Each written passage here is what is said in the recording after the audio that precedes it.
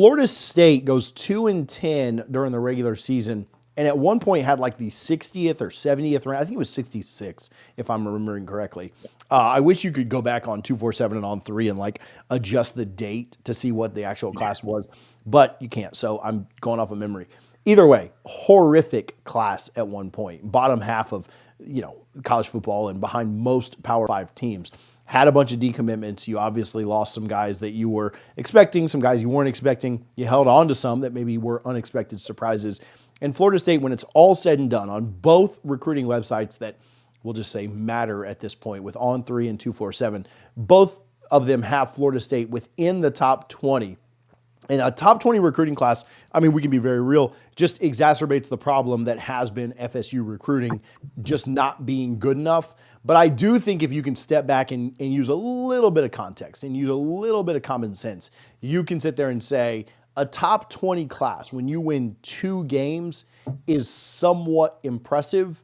And again, not the standard. I get it. Florida State should recruit top 10 and pretty close to top 5 most years. But a top 20 class after 2-10 to me is a bright spot, is a positive way to finish the calendar year of 2024.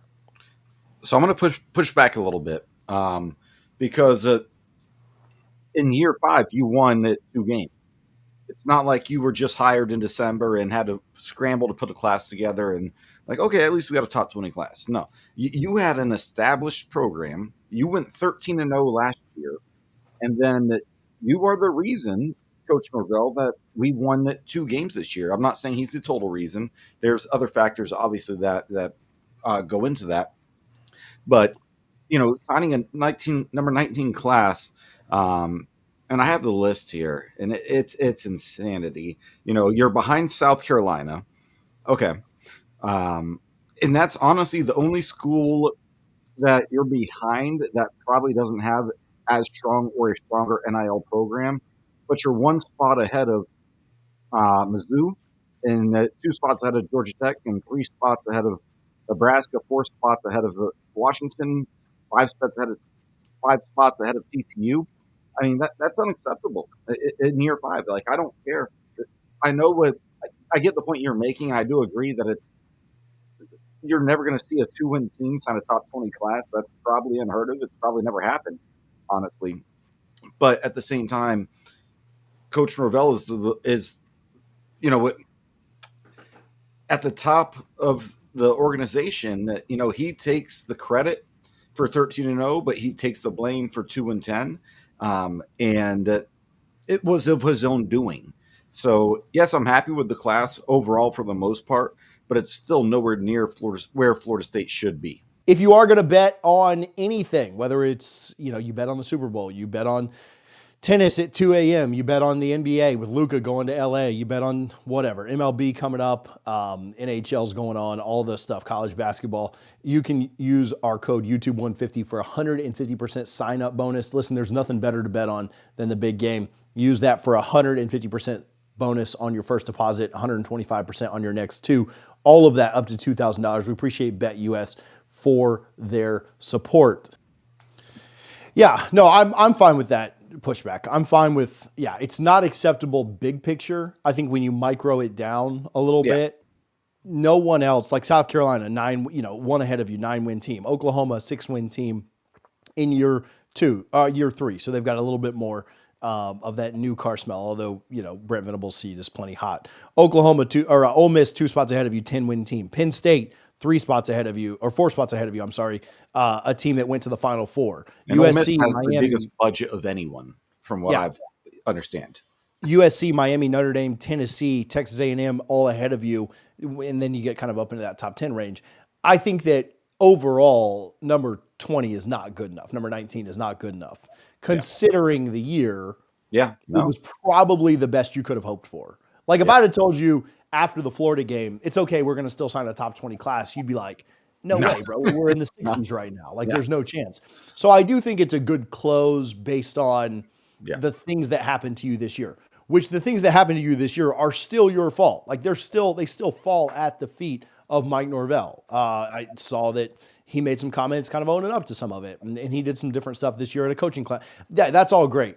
I think number 19 overall is realistically as well as you could have possibly done. Probably. I don't think there's any chance in you know what that Florida State could have done better than 19th, all things considered. Now, if they'd have been 15th this year, if they'd have gone 9-3 and been 15th, I think we would have a much different. Like I would certainly not be as positive right now.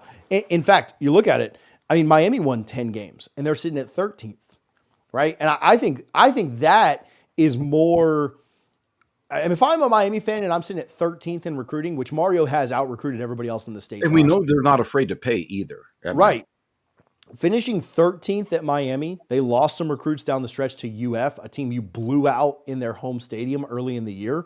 I think Miami sitting at 13th is a bigger problem than Florida State sitting at 19th right now. Just all things considered. Yeah, they won 5 times as many games, blew us out, blew Florida out. Have a guy that's probably going to be drafted number 1 or number 2 overall, and they finished 6 spots ahead of us. You know, so I don't know. I think to me that's a bigger problem than Florida State finishing 19th. All that said, you're completely right. The recruiting has to get better. Like if Mike Norvell is going to work out here, which, you know, we all have our opinions on yes, no, maybe, whatever, right? Like obviously, you know, we went from thinking he's a top 5 coach to thinking, man, did this guy forget everything he knew about football in one season?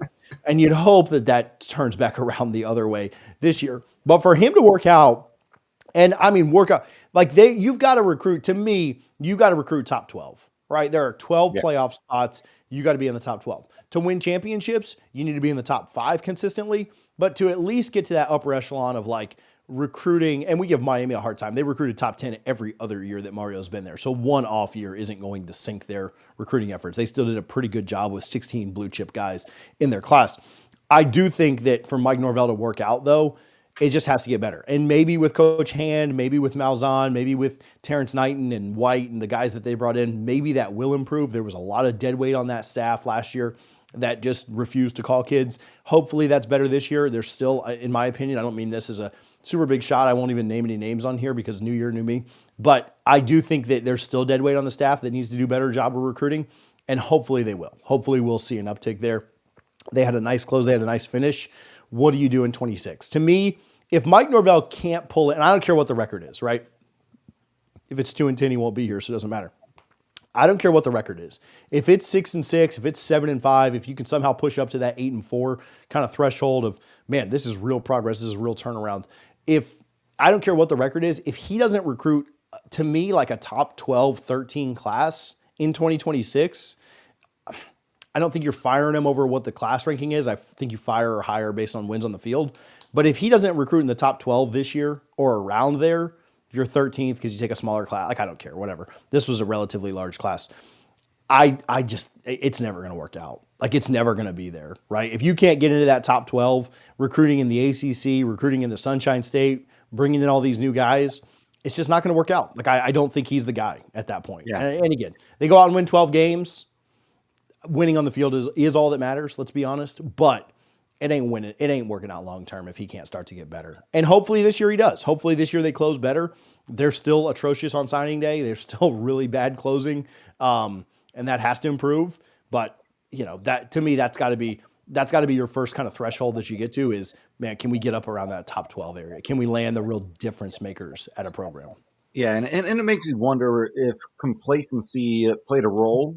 Not that Mike Norvell, as a coach, is very complacent because we hear he works, 16, 17, 18 hours a day. Like work is not, that's his motto is work.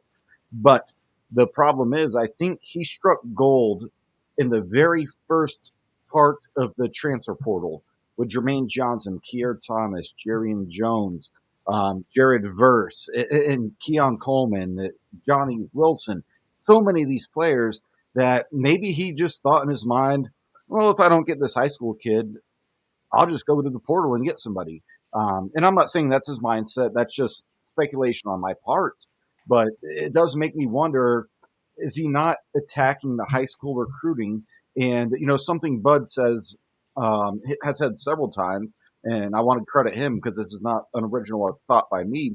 He says Mario Cristobal demands much, much more from his coaching staff when it comes to recruiting than Mike Norvell does. And did Mike Norvell just strike gold in the portal early on to where he thought it'd be easy?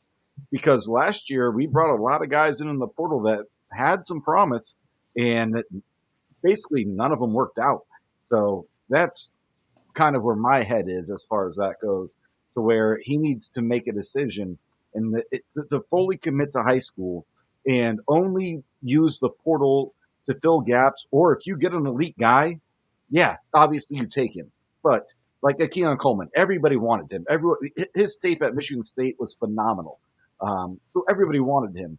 But going to like a Jared Verse, who defensive player of the year of the AP, rookie of the year, shout out to him. You know, he was at Albany, and that was a great eval by Mike Norvell because he was scouting the Syracuse game, and they were playing Albany, and he saw him. He's like, I need that guy. Great eval, but you're not always going to hit home runs in the portal, and there needs to be a much more intentional focus on high school recruiting. Yeah, hopefully it gets there this year. We will see. Obviously, that's going to be what determines his success or failure here.